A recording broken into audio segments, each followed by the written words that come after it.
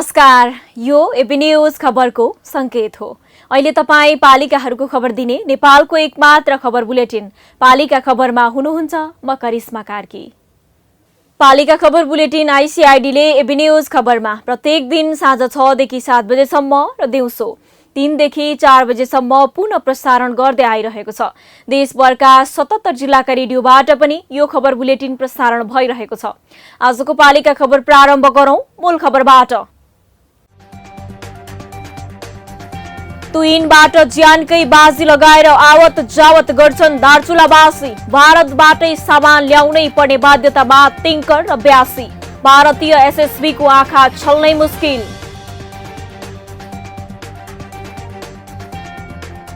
सोलुखुम्बुको लिखुप्पिकेमा छैन एम्बुलेन्स। बिरामीलाई अस्पताल लैजानै समस्या। प्रदेश सरकारले किनिदिने आशमा गाउँपालिका बस्दा ज्यानै जोखिममा राख्नुपर्ने बाध्यता। हेटौडा उपमहानगरले चुरियामाईमा राख्यो सुरुङ डिजाइनर थापाको शालिग। इतिहासलाई जोगाउने प्रयत्न गरिएको नगर प्रमुखको भनाई। भक्तपुरको सूर्य विनायक मन्दिर पुग्ने सडक 4 वर्षपछि नगरपालिकाको सहयोगमा कालोपत्री। पर्यटक विकासमा टेवा पुग्ने स्थानीयको विश्वास। र पोखरा महानगरले मनायो 5औं स्थापना दिवस। महानगरले महसुस हुने गरी काम नगरेको स्थानीयको गुनासो। मुख्यमन्त्री भन्छन् संघीय सरकार नै दोषी।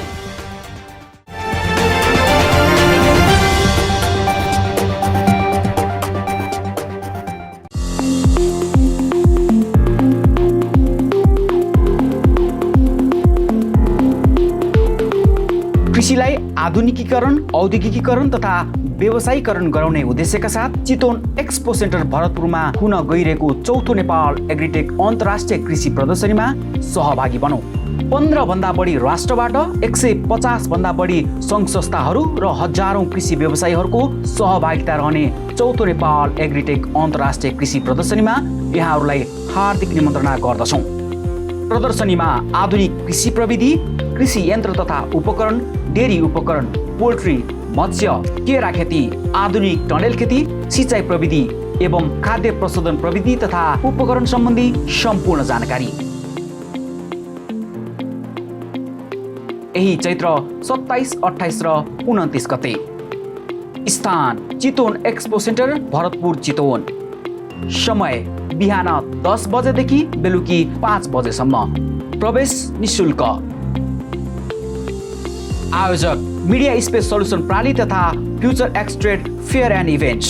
थप जानकारीका लागि 98 011 71 141। सहयोगी संस्थाहरू नेपाल सरकार कृषि तथा पशुपन्छी विकास मन्त्रालय, नेपाल सरकार कृषि तथा पशुपन्छी विकास मन्त्रालय कृषि विभाग, नेपाल सरकार कृषि तथा पशुपन्छी विकास मन्त्रालय पशु सेवा विभाग, नेपाल सरकार कृषि तथा पशुपन्छी विकास मन्त्रालय प्रधानमन्त्री कृषि आधुनिकीकरण परियोजना व्यवस्थापन इकाइ, नेपाल पोल्ट्री महासंघ, राष्ट्रिय कृषक समूह महासंघ नेपाल, राष्ट्रिय कार्य समिति, नेपाल कृषि सहकारी केन्द्रीय संघ लिमिटेड, साना किसानद्वारा प्रवर्तित, नेपाल नगरपालिका संघ, गाउँपालिका राष्ट्रिय महासंघ नेपाल, चितवन उद्योग संघ।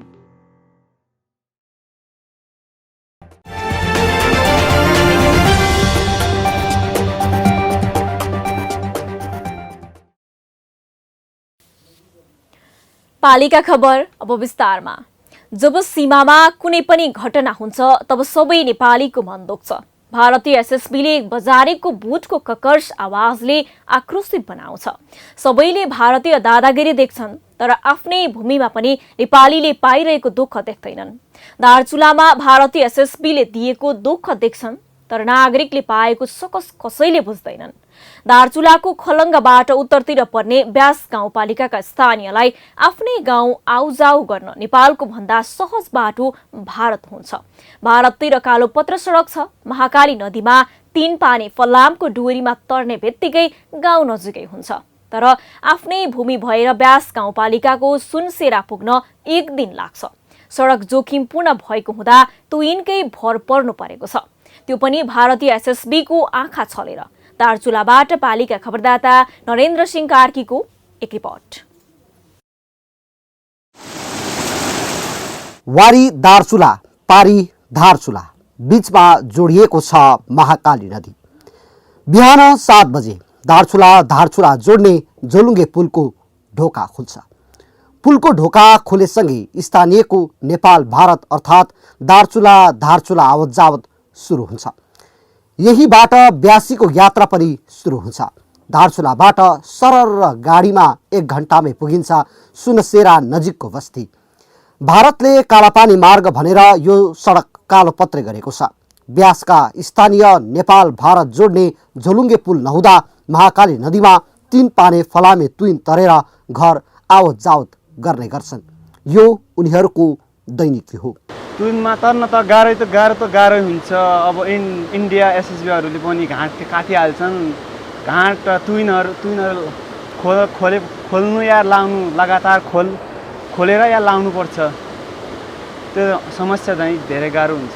भारतबाट सरर गाडीमा तुइन तर्न सहज हुन्छ, तर तुइन तर्न सहज भने छैन। एसएसबीले देख्यो भने तुइन काटिदिन्छ। कैयौँ पटक तुइनबाट बगेर स्थानीयले ज्यान पनि गुमाएका छन्। तर पनि स्थानीयको बाटो सहज भनेको तुइन नै हो। खाद्यान्नको अब त इन्डियादेखि नै सबै रासन सबै इन्डियादेखि नै जान्छ।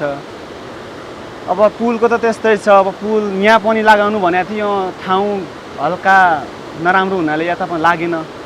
सिनाका मानिसहरूलाई पनि गाह्रो हुन्छ यता हिँड्न जान। अब त्यो मलघट्टेतिर तुन लगाउँछ, सिनाकोलाई त गाह्रो पर्छ। अब यहाँ चोरी छुपी घाँटो लागिहाल्छ यता पनि। सरकारले तुइन विस्थापन गर्ने नीति लिए पनि दार्चुलाको ब्यास क्षेत्रमा अझै तुइन विस्थापन बाँकी छ। अहिलेका प्रधानमन्त्री केपी शर्मा ओलीले पहिलो पटक प्रधानमन्त्री हुँदा 72 सालमा देशभरका तुइन विस्थापन गर्ने नीति लिए घोषणा गरे। तर तुइन विस्थापनमा ढिलाइ हुँदा स्थानीयले जोखिम मोलेर आवत जावत गर्नु परेको छ। ये तुइन के रास्ते से कहाँ जा रहे हैं आप? नेपाल जा रहे हैं। कहाँ से आए अभी? धारचूला। ये क्या है, कैसे जाना है ये तुइन में? अरे वो लेके जाएंगे ऐसे। ऐसे आगे कहीं भी गई है कि नहीं? मैं पहली बार जा रहा हूँ। पहली बार जा रहा हूँ। डर लगता है कि नहीं लगता है इसमें? डर तो लगता ही है। फर्स्ट बार है। फर्स्ट बार है। अच्छा। दुई देशबीच रोटी बेटीको सम्बन्ध छ। दुई देशको भिन्नता केही पनि देखिँदैन यो क्षेत्रमा। बोली एउटै, बिहेबारी वारिपारी छ यो क्षेत्रमा। धारचुलाबाट दैनिक उपभोग्य वस्तु यही क्षेत्रबाट ढुवानी हुन्छ। नेपालतिर सडक सञ्जालले भर्खर मात्रै जोडिँदैछ। नेपालतिर भरपर्दो बाटो नभएकै कारण ब्यासी भारतीय मार्गको पहुँच भएको क्षेत्रबाटै खाद्यान्न लगायतका सामग्री निर्यात गर्छन्। यहाँ के लोग बड़ी मुश्किल से आते हैं। यहाँ एक तार लगाया जाता है जिसके द्वारा इधर उधर की आवाजाही की जाती है। ज़्यादातर सामान यहीं साइड से इंडिया से लिया जाता है क्योंकि इनकी समस्याएं बहुत हैं। ये इंडिया के कुछ एसएसबी अलाउड नहीं करते तो बार बार ये काट दिया जाता है इनका घाट, तो इनको बहुत सारी परेशानियां होती हैं। फिर भी यहाँ के गाँव वासी हमारे रिश्तेदार हुए तो इनके साथ अच्छा संबंध रहता है हमारा, ताकि हम इनकी भी मदद करते हैं। बहुत समय में चोरी छुपे घाट लगाया जाता है जिनमें हम इनकी बहुत सारी मददें करते हैं। दार्चुलाको ब्यास नगरपालिकाको वडा नम्बर 2 राप्ला माल, वडा नम्बर 3 को सुनसेरा सिना धौलाकोट लगायतका स्थानीयले तुइनकै प्रयोग गरेर आवत जावत गर्ने गर्छन्। ब्यासको तिङ्करमा नेपाल भारत जोड्ने झोलुङ्गे पुल निर्माण भए पनि अझै अधिकांश बस्ती जोड्ने झोलुङ्गे पुल नहुँदा स्थानीयले आधा दर्जन बढी ठाउँमा तुइनको प्रयोग गरेर आवत जावत गर्नुपर्ने बाध्यता छ। यो दुःख कसले देख्ने? नागरिकले भोगेको पीडामा कसले मलहम लगाउने? के सरकारको ध्यान यतातिर पुग्नु पर्दैन? के नक्सा जारी गर्दैमा भूमि नेपालतिर आयो र? यो तमाम प्रश्नको जवाब खोजिरहेछन् दार्चुलावासी। धेरैलाई लाग्ला सडक जहाँ पुग्छ त्यहाँ गाडी सहजै पुग्छ भन्ने। अझ सडक पुगेपछि त गाउँले फड्को मार्छ, गाउँमा सेवा सुविधा थपिन्छ पनि भनिन्छ। तर सोलुखुम्बुको लिखुपिके गाउँपालिकामा सडक त पुग्यो तर एम्बुलेन्स पुग्न सकेन। सडक हुँदा पनि एम्बुलेन्स नहुँदा बिरामी अनेक उपायले सहर पुगेर उपचार गराउन बाध्य छन्। अझ जटिल रोगका बिरामी त ज्यान गुमाइरहेका छन्। यस्तो अवस्था हुँदा पनि गाउँपालिका भने एउटै एम्बुलेन्सका लागि प्रदेश सरकारको मुख ताकेर बसिरहेको छ। सोलुखुम्बुको लिखुपिके गाउँपालिकाबाट विष्णु खड्काको एक रिपोर्ट। सोलुखुम्बुको लिखुपिके गाउँपालिका स्वास्थ्य चौकीमा यातायातको साधन एम्बुलेन्स नहुँदा समस्या भएको छ। विशेष गरी प्रसुति सेवा लिन आउने महिलाको लागि भनेर कतिपय जटिल बिरामी एम्बुलेन्सले काठमाडौँ लानुपर्ने भए पनि छिमेकी गाउँपालिकाबाट एम्बुलेन्स खोज्नुपर्ने बाध्यता छ। हामी अब सदरमुकामदेखि धेरै नै टाढा छौँ, लगभग 230-40 किलोमिटरको दूरीमा छौँ। त्यो पनि हामीसँग भएको यो जुन सडक सञ्जाल छ यो चाहिँ एकदमै अब अप्ठ्यारो छ, दुर्गमको बाटो हो। त्यो भएको कारणले गर्दाखेरि अब एम्बुलेन्स नहुँदाखेरिको पहिलो कुरा समस्या त के हो भने एम्बुलेन्स हुँदाखेरि तत्कालै बिरामीलाई रेस्क्यु गर्न सकिन्छ। जति बेला बिरामीलाई हामीले एउटा रिफर गर्नुपर्ने अवस्था देख्छौँ हामीले त्यति बेला नै पठाउन पाइयो। अब एम्बुलेन्स नहुँदा चाहिँ अरू गाडीहरू खोज्नु पऱ्यो। अब एम्बुलेन्समै पठाउनु पर्ने बिरामीहरू जस्तो गर्भवती बिरामीहरू अरू गाडीहरूमा हालेर लान पनि अप्ठ्यारो हुन्छ, एम्बुलेन्समै पठाउनु पर्ने हुन्छ। यस्तो अवस्थामा चाहिँ अब समयमा उपचार नपाउने, धेरै शारीरिक रूपमा धेरै क्षति बिहोर्नु पर्ने यस्ता धेरै समस्याहरू छन्। गाउँपालिकामा बाटो नपुगेको पनि होइन, जिल्लाभरका अन्य केही स्वास्थ्य संस्थामा एम्बुलेन्स उपलब्ध भए पनि यस क्षेत्रका बिरामीलाई स्टेसनमा लैजानुपर्ने बाध्यता छ। लिखुपिकेमा एम्बुलेन्सको सट्टामा अन्य गाडीको खोजी गर्नुपर्ने अवस्था छ। हाम्रो लिखुपिकेमा अहिले जननिर्वाचित भएको 4 वर्ष लगभग 4 वर्ष बित्न लागिसक्यो। त्यो अवस्थासम्म एउटा एम्बुलेन्स खरिद गाउँपालिकाले गर्न सकेन। अहिले हाम्रा गाउँमा विभिन्न किसिमका बिमारी परिरहेका छन्। अब महिलाहरूको प्रस्तुति गर्ने समयमा हेर्ने हो भने कोही बेला त एउटा साधारण एउटा गाउँमा हेल्प पोस्ट छ, त्यसले गर्न सकेको सकिहाल्छ, नसकेको काठमाडौँ लानुपर्ने अवस्था हुन्छ। त्यो अवस्थामा कुनै हाम्रो यातायातको स्रोत साधन छैन कि क्युको गाडी पर्खिनुपर्ने अवस्था हुन्छ। क्युको गाडी पर्खिँदा बिमारीको घरमै मृत्यु हुने अवस्था कति त्यस्ता देखा परेका छन्। सकेसम्म छिटो भयो भने अब सबैलाई त्यस्तो अब हाम्रो जस्तो घटना अरूलाई नहोस्, सबैलाई सुविधा हुन्थ्यो। अब खै सकेसम्म छिटै आइदिए हुन्थ्यो हाम्रो लागि त। अब खै के हुन्छ। अब कार्तिक महिनाबाट हालसम्म 18 जना भन्दा माथि प्रस्तुति गराइसकेको स्वास्थ्य चौकी चौलाखर्कमा कतिपय सुत्केरीलाई काठमाडौँ रिफर गर्नुपर्ने बाध्यता छ। तर एम्बुलेन्स नहुँदा बच्चा र आमाको स्वास्थ्य नै जोखिम हुने गरेको स्वास्थ्य कर्मी बताउँछन्। डेलिभरी केस आइसके त्यसमा आउँदाखेरि ब्रिज डेलिभरी उल्टो अवस्थाको, त्यसमा अन्य विभिन्न प्रकारका समस्या भएकै डेलिभरी नै आइरहेका छन्। कतिपय चाहिँ बच्चा र आमालाई अक्सिजन नै दिनुपर्ने अवस्था पनि छ। बच्चालाई अक्सिजन बच्चाले बेगोनिम खायो, बच्चाले आफ्नो दिशा आफै खायो, सक्सनहरू गरियो, सबै गरियो, तर पनि उसलाई भन्ने बित्तिकै अक्सिजन नभइकन अक्सिजन भएपछि मात्रै उसलाई पठाउनु पर्ने, तर पनि पठाउन सकिएन र एम्बुलेन्स बोलाएर व्यवस्था हाम्रो शाखाको सरले ज्ञान सरले चाहिँ व्यवस्थापन गर्नुभयो, गरेर बल्ल तल्ल पठाइयो। यता स्थानीयले लामो समयदेखि समस्या भोगिरहेको भए पनि गाउँपालिका भने प्रदेश सरकारकै मुख ताकेर बसिरहेको छ। समस्याका बारेमा जानकार भए पनि प्रदेशले पठाउने भनेर बसेको जनप्रतिनिधि बताउँछन्। तर अब भने 25 लाख विनियोजित रकमबाट एम्बुलेन्स खरिद गर्ने तयारी गाउँपालिकाले गरेको छ। आउँछ। अब एउटा कुरा चाहिँ के हो भने त्यो हामीलाई दर्ता दिन्न भनेको छ स्वास्थ्य मन्त्रालयमा नि। अस्ति हाम्रो चाहिँ डेलिगेसन गएको थियो लिखुपिकेको, हामीले त्यहाँको चाहिँ त्यो सम्बन्धित विभागको मान्छेसँग चाहिँ कर्मचारीसँग चाहिँ हामीले चाहिँ ठुलो खालको वाद विवाद गरेर निक्लेका छौँ।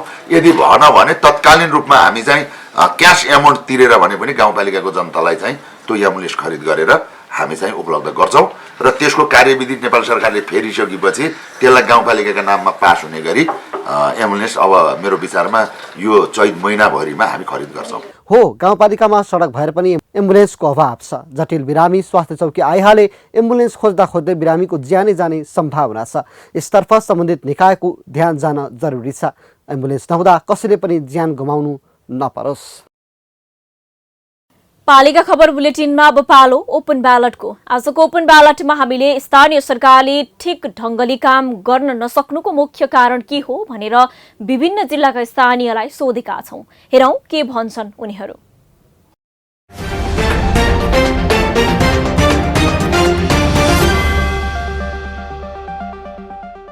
जस्तै अब नेपाली जनताले नेपालको इतिहासमा 2/3 बहुमत दिएर झन्डै 2/3 बहुमत दिएर नेकपाको सरकारलाई जिम्मा दिए। तर उनीहरूको आन्तरिक कलह आन्तरिक द्वन्द्वको कारणले काम गर्न सकेनन्। अर्को उनीहरूको काम गर्ने इच्छा शक्ति र ढङ्ग पनि नभएको जस्तो लाग्छ मलाई यो विकास नहुनुको कारण के लाग्छ भने एउटा प्रतिशोधको भावना भयो, अनि जनप्रतिनिधिबीच मेलमिलापको भावना कम भयो, अनि अर्को के भयो भने आश्वासन बढिदियो जनतामा तर काम कम गरियो।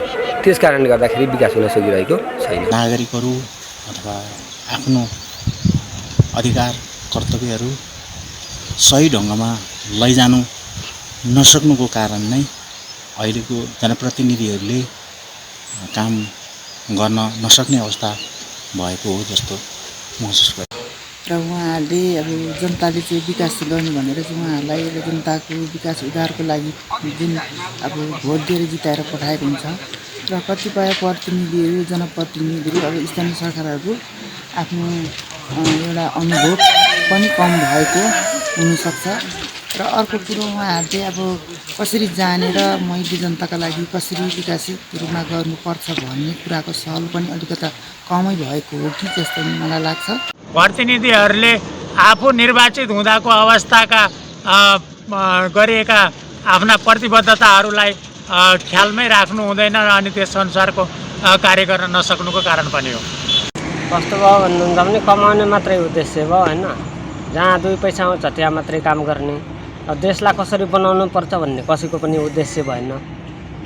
नातावाद कृपावाद जस्ता कारणले गर्दा समग्र जनताहरूको लागि हितमा भन्दा पनि आफूले के पाउन सकिन्छ त्यसको चाहिँ व्यक्तिगत प्रफिटमा चाहिँ उनीहरू चाहिँ बढी लिप्त देखिन्छन्। त्यस कारणले चाहिँ भने जस्तो कामहरू हुन सकेको छैन। प्रतिनिधिहरू सफल भएको जस्तो लाग्दैन मलाई। र यसमा 2टा कारण हुनसक्छ। एउटा कारण भनेको उनीहरूले चाहिँ यो पद लोभी हुनु र अर्को कारण भनेको जनताले चाहिँ सपोर्ट नगर्नु, जसले गर्दा उनी चाहिँ सफल नभएको जस्तो लाग्छ मलाई। यसमा चाहिँ यो स्थानीय सरकारले सोचे जस्तो काम गर्न नसक्नुमा चाहिँ सङ्घीयताको मूल मर्म नबुझ्नु हो भन्ने मलाई लाग्छ। स्थानीय तहमा निर्वाचित उम्मेदवारहरूले अब सङ्घीयताको मूल मर्म नै प्रदेश चाहिन्छ। प्रदेशहरू राज्यहरूमा विभाजित भएर नै शासन गर्ने प्रणाली हो जस्तो लाग्छ। एक दोस्रो कुरा चाहिँ अब स्थानीय तहमा निर्वाचित नेताहरूको योग्यता, दक्षता र क्षमतामा पनि योग्यता पुगेको छैन भन्ने मलाई लाग्दछ। राजनीतिक परिवर्तन जुन स्पिरिट थियो खास गरी 62-63 जनआन्दोलन र जसले नेपालमा सङ्घीयताको ओकालत गरे र स्थानीय सरकार स्थानीय तह चाहिँ जुन हिसाबले राज्यको पुनर्संरचना हुँदा सम्पूर्ण अधिकारहरू स्थानीय तहसँग हुनुपर्थ्यो र स्थानीय तह प्रदेश अन्तर्गत हुने र सम्पूर्ण अधिकार खास गरी विकासको अधिकार स्थानीय तहसम्म हुनुपर्थ्यो। अहिले केन्द्रले नै स्थानीय तहलाई पनि विभिन्न हिसाबले रोकिरहेको छ र स्थानीय तहको विकासका सन्दर्भमा उनीहरूले गर्न सक्ने अनुसन्धानहरू, जनसहभागिता, विज्ञहरूको अनुभव, राय सल्लाह लिनुपर्ने त्यो भएन र हामी नै महाराजा भयौँ भन्ने घमण्डले पनि यो स्थानीय तहले काम गर्न सकेन।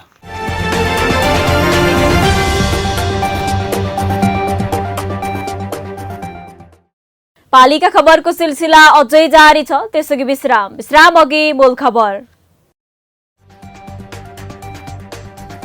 तुइनबाट ज्यानकै बाजी लगाएर आवत जावत गर्छन् दार्चुलावासी। भारतबाटै सामान ल्याउनै पर्ने बाध्यतामा तिङ्कर र ब्यासी। भारतीय एसएसबीको आँखा छल्नै मुस्किल।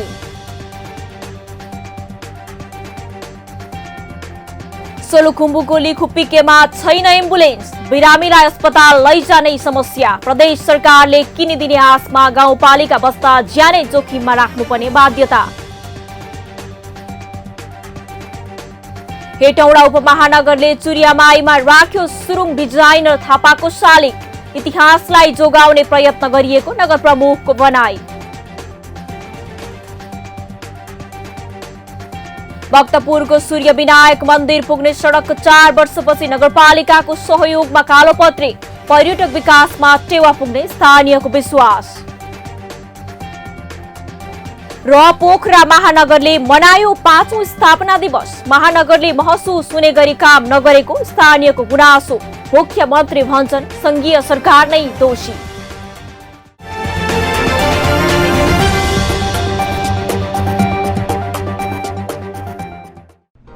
जन जनको आशा, भरोसा र विश्वास हो पालिका। जनताद्वारा जनताले जनताकै लागि शासन गर्ने संयन्त्र हो पालिका। उसो भए जनताले के पाइरहेका छन्? के थिए त अपेक्षा? नेतृत्व, नीति र व्यवहार सही छ? बजेट, कार्यक्रम र अभियान पर्याप्त छन्? गरेन, भएन, हुँदैन मात्र भन्ने कि अब यसो गरौँ र यसरी गरौँ पनि भन्ने? पहरेदारी र खबरदारीसँगै अब दिशानिर्देश गर्नु छ। हाम्रो स्थानीय सरकारलाई सचेत गराउने हाम्रै समाचारले हो। अब अट्नेछ सबैको खबर। यो हो पालिका खबर।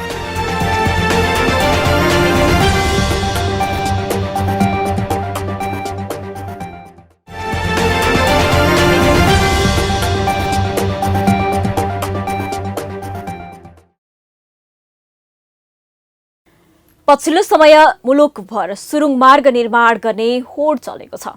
सवारी व्यवस्थापन र चाप कम गर्न भन्दै सुरुङ बनाउने काम सुरु भएको छ। तर दक्षिण एसियामै नेपाल सुरुङ निर्माण गर्ने पहिलो मुलुक हो। तर त्यसको आधुनिकीकरण र व्यवस्थापनमा भने धेरै पछाडि छ। पहिलो सुरुङ मार्ग भने सन् 1917 मा बाराको चुरियामाईदेखि अमलेखगञ्जसम्म निर्माण गरिएको थियो। चुरियामाई सुरुङलाई एसियाकै पहिलो सुरुङ मार्ग भनेर दाबी पनि गरिन्छ। इन्जिनियर दिल्लीजङ थापाको डिजाइनमा यो सुरुङ मार्ग निर्माण गरिएको थियो। धेरैले सुरुङ थाहा पाए तर बनाउने मान्छे पनि गुमनाम भए। त्यसैलाई मध्यनजर गर्दै हेटौँडा उपमहानगरपालिकाले थापाको अर्धकतको शालिग निर्माण गरेको छ। मकवानपुरबाट पालिका खबरदाता नवीन तिमेल सिन्हाको एक रिपोर्ट। दक्षिण एसियाकै पहिलो मानव निर्मित सवारी साधन गुड्डे जीर्ण मकवानपुरको चुरियामाई स्थित चुरिया सुरुङमा दिल्लीजङ थापाको शालिग अनावरण गरिएको छ। हेटौडा 15 मा चुरियामाई मन्दिर र भग्नावशेष सुरुङ छ। देशमा थुप्रै राजनीतिक परिवर्तन भए पनि हालसम्म सवारी गुड्ने सुरुङ निर्माण हुन नसकेको अवस्थामा चुरिया सुरुङ भने 100 वर्ष अगाडि नै निर्माण भइसकेको थियो। मकवानपुर र बाराको सिमाना पर्ने चुरियामाई मन्दिरसँगैको सुरुङ दक्षिण एसियाकै पहिलो भएको विश्वविख्यात भूगर्भविद टोनी हेगलले आफ्नो पुस्तक नेपालमा उल्लेख गरेका छन्। करिब 700 मिटर लामो सुरुङ नेपालका प्रथम graduate civil engineer brigadier general Dillijung थापाको डिजाइनमा निर्माण भएको थियो। थापाको डिजाइनमा 9 फिट चौडा र 10 फिट अग्लो सुरुङको निर्माण सन् 1917 मा गरिएको थियो। उनी इन्जिनियर थापाको अर्धकतको शालिग हेटौडा उपमहानगरपालिकाले निर्माण गरेको छ। हेटौडाका नगर प्रमुख हरिबहादुर महतले थापाको शालिग अनावरण गरेका हुन्। इतिहास मर्नुहुन्न, इतिहासलाई जोगाइराख्नुपर्छ। त्यही सोचका आधारमा हामीले यो आज कार्यक्रम यो शालिग अनावरण कार्यक्रम गऱ्यौँ र यसको बारेमा मलाई चन्द्र भजुबाट विस्तृत जानकारी हामीले प्राप्त गरिसकेका छौँ। यसै गरेर यो मात्र होइन, हामीले पनि जसले हेटौडालाई मात्र होइन नेपाललाई चिनाउने पनि काम गर्दैनौँ। उहाँको पनि हामीले लगभग बार चाहिँ खोलेर हेटौडामा क्रिस्चियन क्षेत्रमा हामीले कार्यक्रम अगाडि बढायो होइन। लगभग 50% कामै सिधिसक्यो। यसलाई पनि पूर्णता दिएर मात्रै गर्ने यो अनावरण गर्ने कार्यक्रम थियो।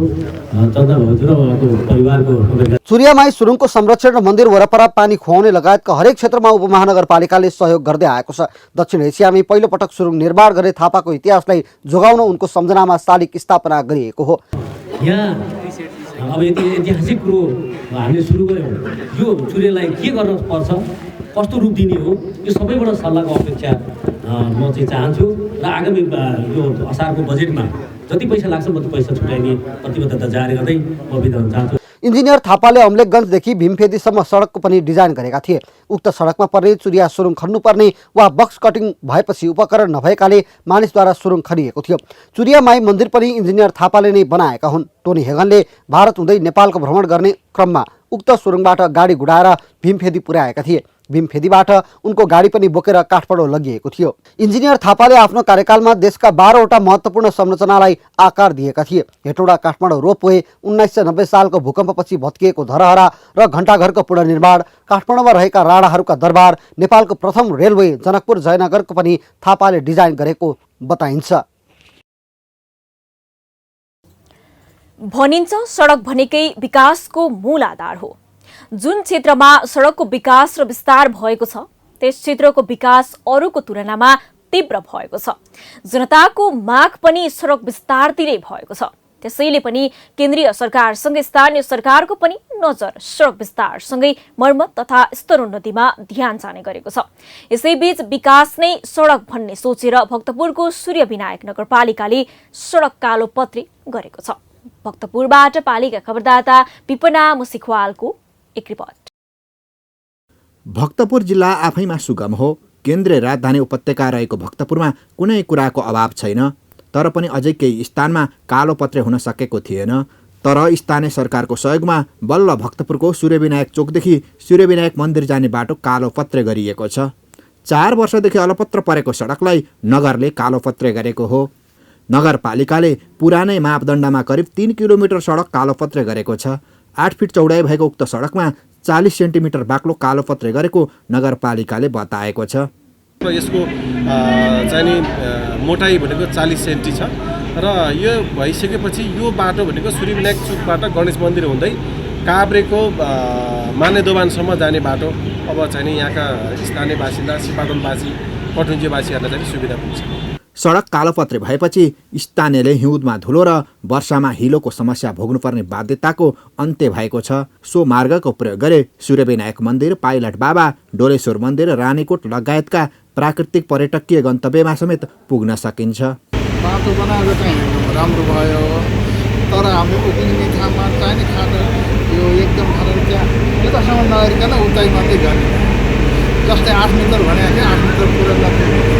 स्थानीय सरकार आएसँगै पालिकाले टोल स्तर, वडा स्तर र नगर स्तरमा विभाजन गरी सडकको निर्माण तथा कालोपत्रे गर्दै आएको छ। स्थानीय जनताको माग र आवश्यकतालाई मध्यनजर गरी नगरपालिकाले सडकको कालोपत्रे मात्रै नभई ढल निकासलाई पनि ध्यान राख्दै सडक विस्तार गरेको छ। हामीसँग सडकका सूर्यविनायक नगरपालिकामा विभिन्न प्रकारका सडकहरू छन्। चाहे ती चाहिँ हाम्रो नगरपालिका स्ट्राटेजिक सडकहरू पनि छन्, नगर स्तरीय ठुला पूर्वाधारमा पर्छन् ती, र वडा स्तरका वडाले हेर्ने खालका चाहिँ सामान्य 30 लाखसम्मको योजनाका सडकहरू पनि छन्। र त्योभन्दा बाहेकका स्थानीय हिसाबमा चाहिँ सामान्य बस्ती टोल गल्लीमा हामीले सडक सुधारका कामहरू गर्छौँ। तिनीहरू कोही चाहिँ 150-200 मिटरका पनि हुन्छन् भने कोही चाहिँ 2-3 किलोमिटरसम्मका पनि छन् र तिनीहरूका सडकका चौडाइका अनुसारको हामीले तिनीहरूलाई सडकलाई वर्गीकरण गर्छौँ। र यसमा मेन स्ट्राटेजिक सडकमा हामीले सडक खानेपानी सहितका आसपासको काम गर्छौँ भने भित्री सडकहरूमा उपभोक्ताको चाहनाअनुसार ब्लक छाप्नेदेखि लिएर कङ्क्रिटका कामहरू ढलान गर्ने काम गर्दछौँ। सडक कालोपत्रे हुँदा स्थानीयलाई पनि सधैँको धुलो उड्ने दैनिकीबाट राहत मिलेको छ। त्यति मात्र नभई स्थानीयलाई पनि अब यात्रा गर्न सहज भएको छ भने पर्यटकलाई पनि पर्यटकीय गन्तव्य पुग्न सकसपूर्ण यात्रा गर्नु नपर्ने भएको छ। पालिका बुलेटिनमा अब पालो पालिका टकको।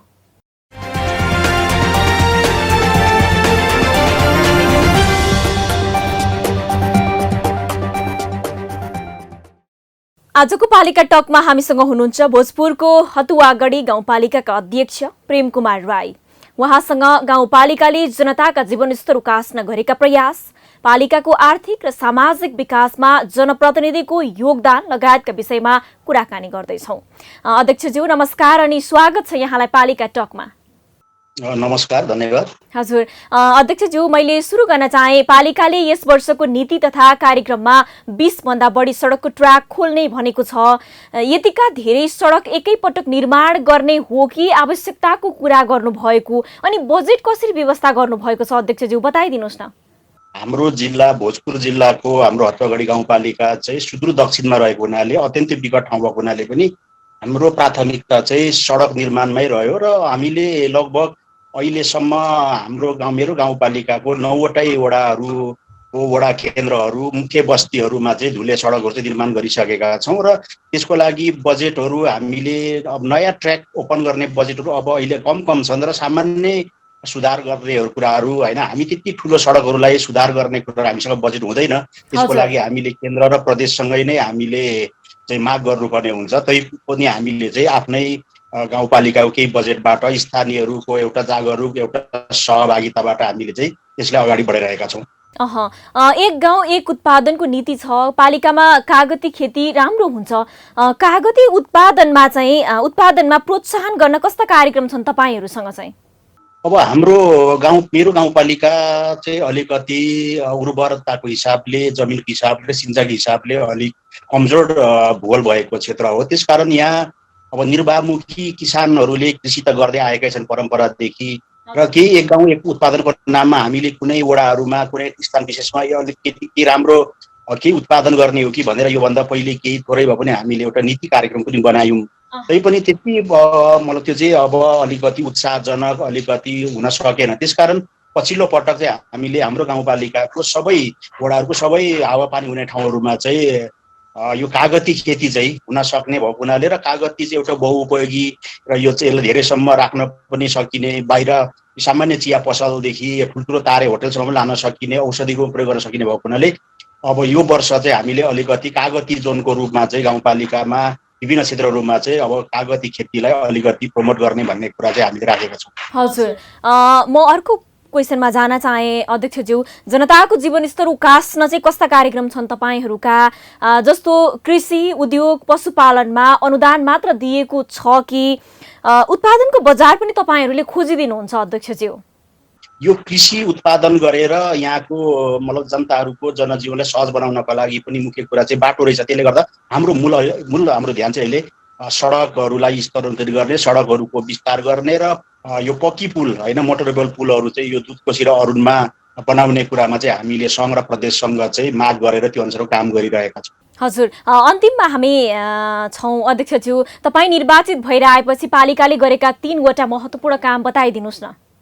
अब मुख्य कामहरू त थुप्रै गरिए, तर नतिजा देखिने गरी अहिले नै कामहरू त्यसरी देखिएका छैनन्। किनभने यो विकासका कुराहरू पूर्वाधार भनेको चाहिँ 1-2 वर्षमा गर्न सकिने रहेनछ। त्यसमध्ये पनि मैले भन्नै पर्दाखेरि चाहिँ अब खास गरिकन अब सडकमा अलिकति सबै ठाउँहरूसम्म पहुँच पुर्याउने जुन धुले सडकमा पनि त्यो काम नै एउटा मुख्य हो।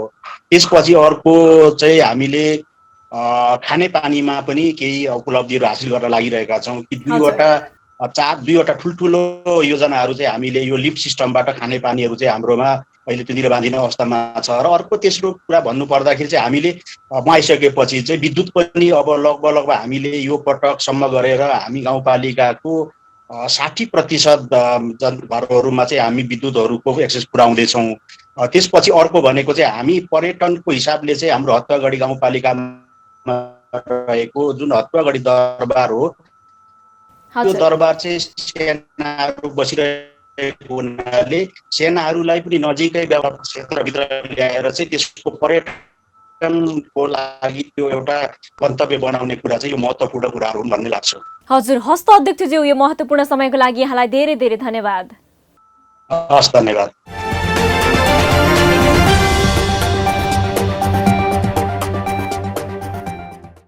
अब अट्नेछन् सबैका खबर। यो हो पालिका खबर। पालिका खबरको सिलसिला अझै जारी छ, त्यसअघि विश्राम अघि मूल खबर। तुइनबाट ज्यानकै बाजी लगाएर आवत जावत गर्छन् दार्चुलावासी। भारतबाटै सामान ल्याउनै पर्ने बाध्यतामा टिङ्कर र ब्यासी। भारतीय एसएसबीको आँखा छल्नै मुस्किल।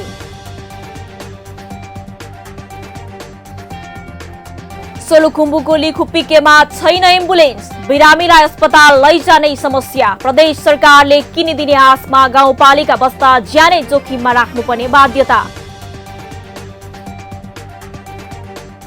हेटौडा उपमहानगरले चुरियामाईमा राख्यो सुरुङ डिजाइनर थापाको शालिग। इतिहासलाई जोगाउने प्रयत्न गरिएको नगर प्रमुखको भनाई। भक्तपुरको सूर्य विनायक मन्दिर पुग्ने सडक 4 वर्षपछि नगरपालिकाको सहयोगमा कालोपत्री। पर्यटक विकासमा टेवा पुग्ने स्थानीयको विश्वास।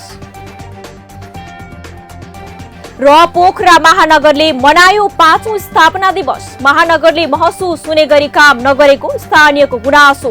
मुख्यमन्त्री भन्छन् संघीय सरकार नै दोषी।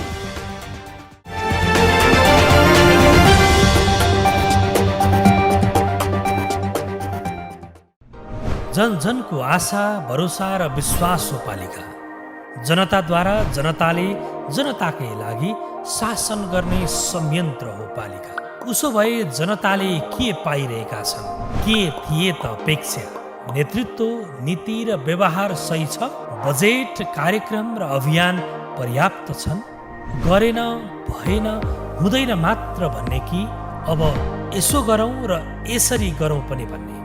पहरेदारी र खबरदारीसँगै अब दिशानिर्देश गर्नु छ। हाम्रो स्थानीय सरकारलाई सचेत गराउने हाम्रै समाचारले हो। अब अट्नेछ सबैको खबर। यो हो पालिका खबर।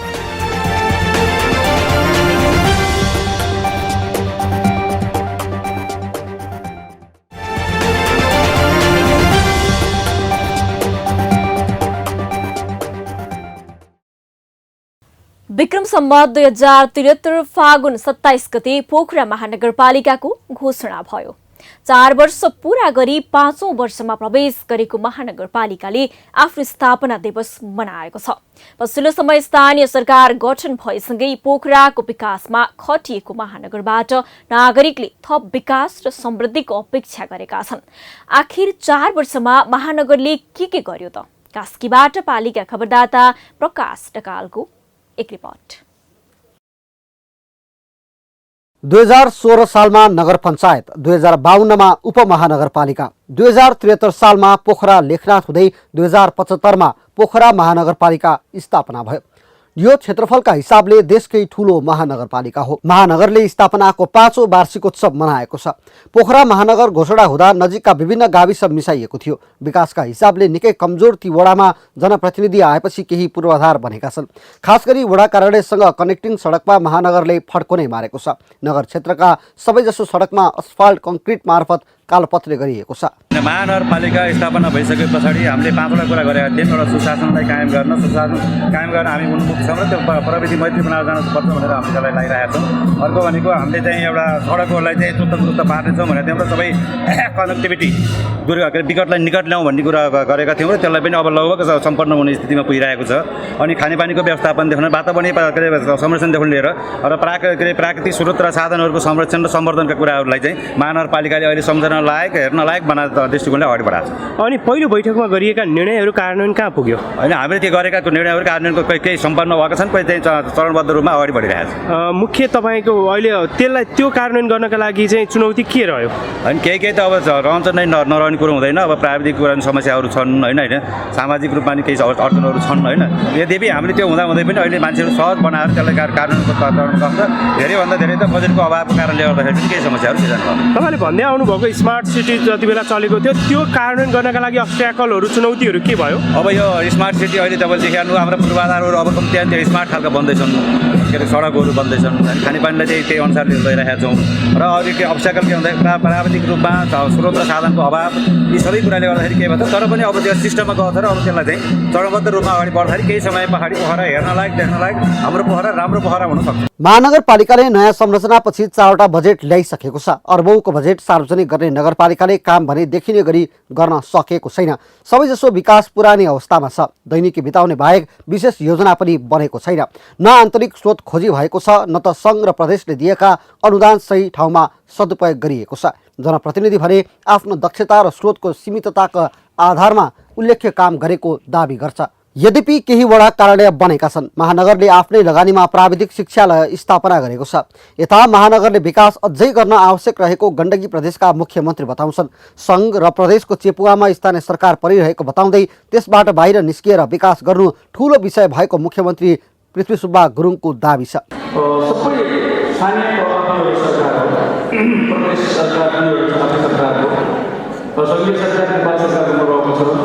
सबै सरकारको सङ्घीय शासन प्रणालीको कुनै सरकार ठुलो सानो कर्मचारी सरकार हुँदैन भनेर भनिन्छ। आफ्नो लेभलको आफ्नै गाएको हो।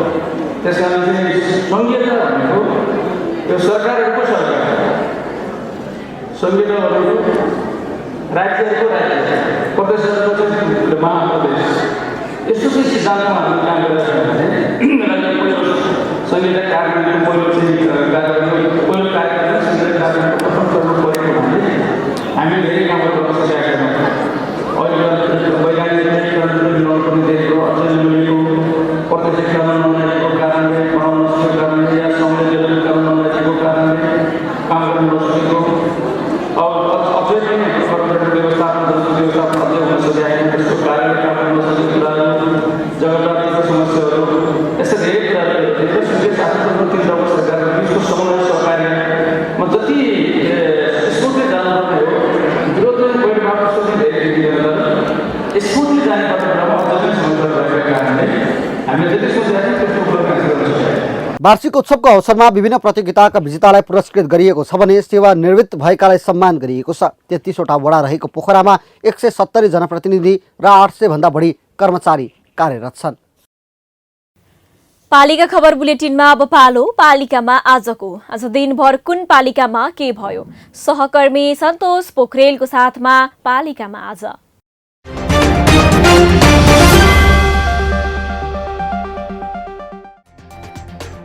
सिराहाको लहान नगरपालिकाको आर्थिक सहयोग र सगरमाथा आँखा अस्पतालको प्राविधिक सहयोगमा निशुल्क आँखा शिविर सञ्चालन। शिविरमा आँखा जाँच गर्न नगरवासीको घुइँचो। भक्तपुर नगरपालिकाको आयोजनामा 29 फागुनदेखि बुद्धिचाल प्रतियोगिता हुने। नगरपालिकाको तर्फबाट सहभागी टिमलाई नगर प्रमुख सुनिल प्रजापतिद्वारा खेल सामग्री वितरण। कञ्चनपुरको भीमदत्त नगरपालिकामा 60 करोड रुपैयाँको लागतमा एकीकृत फोहोर मैला व्यवस्थापन केन्द्र निर्माण हुने। केन्द्र निर्माण गर्न समिति गठन। ललितपुरको गोदावरी नगरपालिकाले स्थापना दिवसको अवसरमा दियो सार्वजनिक विदा। पालिका र मातहतका कार्यालय बन्द। सर्लाहीको हरिपुर नगरपालिकामा 20 वर्ष पारी विवाहबारी कार्यक्रम सुरु। 20 वर्ष पुरा गरेका अविवाहित युवतीलाई नगद सहित सम्मान गरिने। गुल्मीको इस्मा गाउँपालिकाले रोक लगाएको मदिरा बिक्री वितरणमा जनप्रतिनिधि नै संलग्न रहेको खुलासा। कार्यपालिका सदस्य कमला पराजुलीले तमगासबाट घरमा ल्याउँदै गरेको 10 कार्टुन मदिरा प्रहरीद्वारा बरामद। दोलखाको मेलोङ गाउँपालिका र वैकल्पिक ऊर्जा प्रबन्धन केन्द्रको लगानीमा वडा नम्बर 7 मा वैकल्पिक ऊर्जा प्रयोग गरी तामाकोसीबाट लिफ्टिङ गरी सिंचाई सुविधा। 150 भन्दा बढी किसान प्रत्यक्ष लाभान्वित। कास्कीको रूपा गाउँपालिकाद्वारा विभिन्न विधामा उल्लेखनीय योगदान पुर्याउने 13 स्रष्टालाई रूपा रत्नले सम्मान। स्रष्टाहरूलाई नगद सहित सम्मान। भोजपुरको पौवादुङमा गाउँपालिकाले कोभिड अस्पतालका लागि 1 जना ल्याब टेक्निसियन करारमा नियुक्त गर्ने। इच्छुकले 7 दिनभित्र पालिकामा दरखास्त पेश गर्नुपर्ने। तेह्रथुमको म्याग्लुङ नगरपालिकाको समन्वयमा म्याग्लुङमा विदेशबाट फर्केका युवाका लागि व्यवसाय सम्भाव्यता पहिचान सम्बन्धी तालिम सुरु। तालिम 3 दिनसम्म चल्ने। बैतडीको शिवनाथ गाउँपालिकाद्वारा सुत्केरीलाई उपाध्यक्षको कोसेली कार्यक्रम सुरु। कोसेला खानेकुरा भएको झोला कोसेलीको रूपमा दिइने। पर्यटन प्रवर्धन गर्ने उद्देश्यले लमजुङको राइनास नगरपालिकामा राइनासकोट पर्यटन महोत्सव जारी। महोत्सवमा अवलोकनकर्ताको उत्साहजनक सहभागिता। झापाको दमक नगरपालिकाले वडा अध्यक्ष र मेलमिलाप केन्द्रका पदाधिकारीलाई दियो पुनर्ताजाकी तालिम। अब गाउँघरमै मेलमिलापबाट विवाद समाधान। कञ्चनपुरको बेदकोट र शुक्लाफाटा नगरपालिकामा निर्माणाधीन महाकाली सिंचाई आयोजना तेस्रो चरण अन्तर्गत घरगोठ लगायत संरचनाको क्षतिपूर्ति वितरण सुरु। 94 परिवारले क्षतिपूर्ति रकम पाउने। बाराको कलैया उपमहानगरपालिका 8 का वडा अध्यक्ष विक्रम यादवको निधनको शोकमा पालिका र मातहतका कार्यालयमा शोक विदा। यादवको क्रिया खर्चका लागि 2 लाख दिने पालिकाको निर्णय। सुनसरीको बराहा क्षेत्र नगरपालिकाको 7औं नगरसभा सम्पन्न। सभाले गर्यो विभिन्न महत्त्वपूर्ण निर्णय। स्याङ्जाको कालीगण्डकी गाउँपालिकामा दोस्रो रनिङ सिल्ड खेलकुद प्रतियोगिता सुरु। प्रतियोगितामा स्कुले विद्यार्थीको सहभागिता।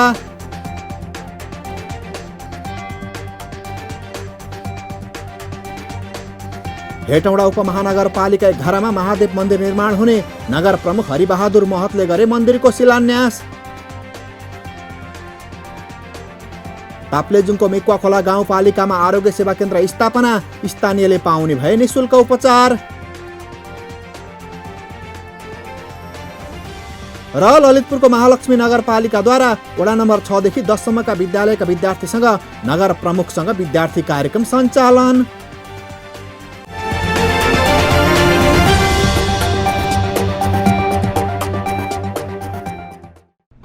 जन जनको आशा भरोसा र विश्वास हो पालिका। जनताद्वारा जनताले जनताकै लागि शासन गर्ने संयन्त्र हो पालिका। उसो भए जनताले के पाइरहेका छन्? के थिए त अपेक्षा? नेतृत्व, नीति र व्यवहार सही छ? बजेट, कार्यक्रम र अभियान पर्याप्त छन्? गरेन, भएन, हुँदैन मात्र भन्ने कि अब यसो गरौँ र यसरी गरौँ पनि भन्ने? पहरेदारी र खबरदारीसँगै अब दिशानिर्देश गर्नु छ। हाम्रो स्थानीय सरकारलाई सचेत गराउने हाम्रै समाचारले हो।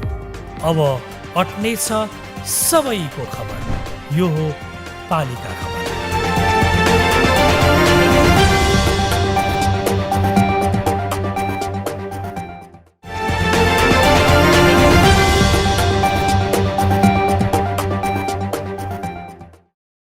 नीलो रङले रङ्गिएको जस्ता पाता, आँगनमा टकमक्क फूल र त्यही फूलले छोपेको गमला, गमलामा भुनभुनाइरहेका मौरी अनि भमरा।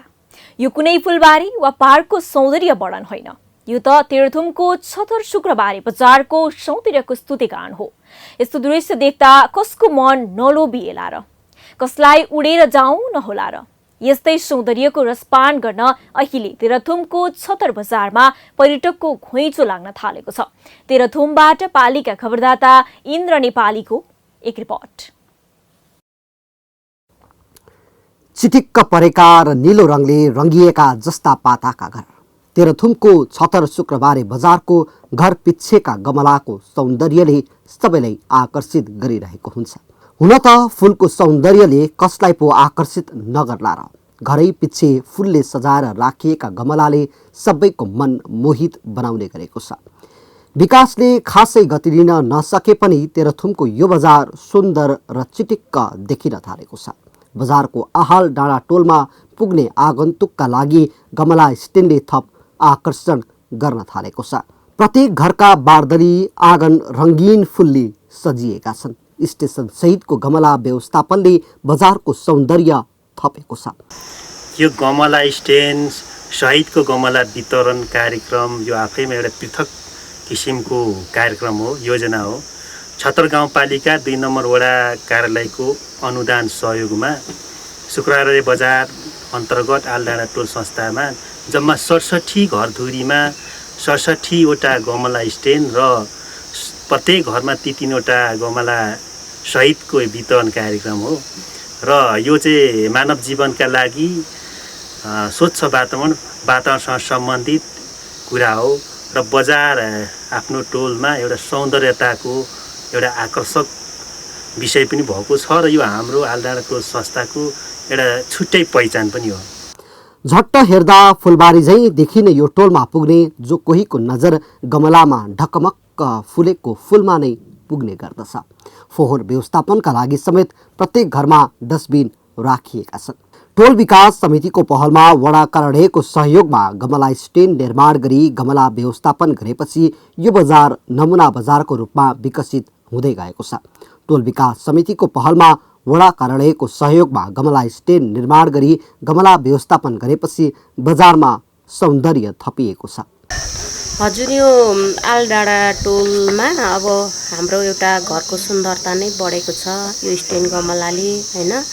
अनि पर्यटनहरू यसो घुम्न आउनेहरूले पनि सोध्नुहुन्छ, उहाँहरूले के भन्नुहुन्छ, यहाँ बजार एरियामा कसै कुनै ठाउँमा पनि देखिँदैन, यो तपाईँहरूको टोलमा मात्रै देखिन्छ घरै पछि, यो कसले दिएको हो तपाईँहरूलाई भनेर भन्नुहुन्छ, सोधीखोजी पनि गर्नुहुन्छ हैन। अनि हामी चाहिँ भन्छौँ हाम्रो अब वार्ड कार्यालय र टोल विकास समितिले गरेको हो, यो हामीले आफै गरेको होइन भन्छौँ। हाम्रो एउटा यो हाम्रो टोलको सुन्दरता नै बढेको छ। विकासका पूर्वाधारसँगै गाउँ टोल र बजारको सौन्दर्य एक महत्त्वपूर्ण पक्ष हो। भौतिक संरचना निर्माण गर्नु मात्रै ठुलो कुरा होइन, निर्माण गरिएका संरचनालाई संरक्षण गर्नु प्रमुख कुरा हुन जान्छ। बजार केन्द्रमा रहेको यो टोलमा भौतिक संरचनाका साथै सरसफाइमा अगाडि रहेको र गमला स्ट्यान्ड निर्माण योजना ल्याइएको हो। यो चाहिँ अब हाम्रो 2 नम्बर वडा छतर गाउँपालिकाको एउटा मुटु वडा भएकोले, बजार एरिया भएकोले हामीले चाहिँ बजारमा एउटा त्यसलाई हामीले मापदण्ड, सडकको मापदण्ड पनि पुर्याएकोले, नाली सुधार, सडक मापदण्ड पुर्याएको 7 मिटर बाटो पुर्याएकोले बजारलाई सौन्दर्यता आउनको लागि हैन, बजार सुन्दर होस् र यही देखेर गाउँपालिकाले अर्को क्षेत्रतिर पनि बजारको सुन्दरता बढाओस् भन्ने लक्ष्यको साथ हामीले त्यसलाई चाहिँ अघि बढाएको। बजार क्षेत्रमा निर्माण गरेर राखिएका गमला स्ट्यान्ड र गमलामा फुलेका फुलमा पर्यटक मोहित हुन थालेका छन्। पालिका खबर बुलेटिनको अन्ततिर छौं। मूल खबर पुनः एकपटक। तुइनबाट ज्यानकै बाजी लगाएर आवत जावत गर्छन् दार्चुलावासी। भारतबाटै सामान ल्याउनै पर्ने बाध्यतामा तिङ्कर र ब्यासी। भारतीय एसएसबीको आँखा छल्नै मुस्किल।